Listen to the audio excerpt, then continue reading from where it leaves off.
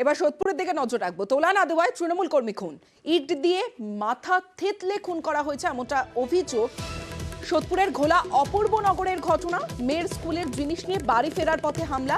তৃণমূল কর্মী অভিজিৎ বিশ্বাসকে বাড়ির সামনেই মারধরের অভিযোগ। দুষ্কৃতী বাদল মণ্ডলের বিরুদ্ধে তোলা চাওয়ার অভিযোগ এবং পুলিশের বিরুদ্ধে নিষ্ক্রিয়তার অভিযোগ এলাকাবাসীর। এটাই আমার কারখানা ছিল, আমার এইভাবে কাজ করেছি, লোন ফোন তুলে দিয়ে আমি অনেক টাকা দেনা হয়ে গেছি।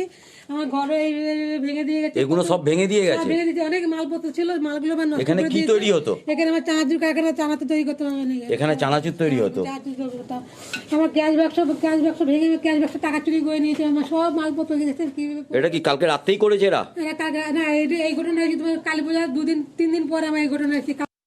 কালকে আমার স্বামী একটা দরকার এক জায়গায় গেছিল, ওই পার্টি অফিসে বাবাইদা ডাক করিয়েছিল। তো সেখান থেকে আসার সময় এখানে সব গুন্ডারা আছে, ওরা ওকে ফেলে মেরেছে। প্রতিহিংসা সেরকম একটা, ওদের অত বড় ক্ষতি করেনি, ওরা যা আমার ক্ষতি করে দিয়েছে। কোন দল? তৃণমূল।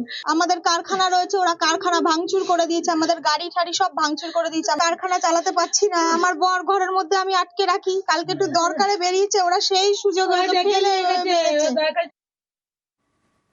বিষ্ণু বিশ্বাস, ওটা আমার ভাইপো। এবার ওরা একটা কারখানা করেছে, চানাচুর কারখানা। এই নিয়ে বিবাদ, ওরা তো পয়দা তুলে বেড়ায়, তো সমাজ বিরোধী। ওর কাছে 2 লাখ টাকা চেয়েছিল, সেই নিয়ে হচ্ছে গন্ডগোল। এর আগে একবার মারামারি হয়েছে, ঠিক আছে। ও টাকা দেবে না, গাজার ব্যবসা, মদের ব্যবসা, সবকিছু। 7টার বুকিও বাদল মণ্ডল, ঠিক আছে। ওর সাকরেতটা কালকে হঠাৎ, তখন 10টা 10 হবে। ওর মেয়ের স্কুলের ওই ড্রেস ফ্রেস কিনতে যাচ্ছিল, তারপরে ঘুরে আসছে, তখন এখানে অ্যাটাক করেছে এখানে।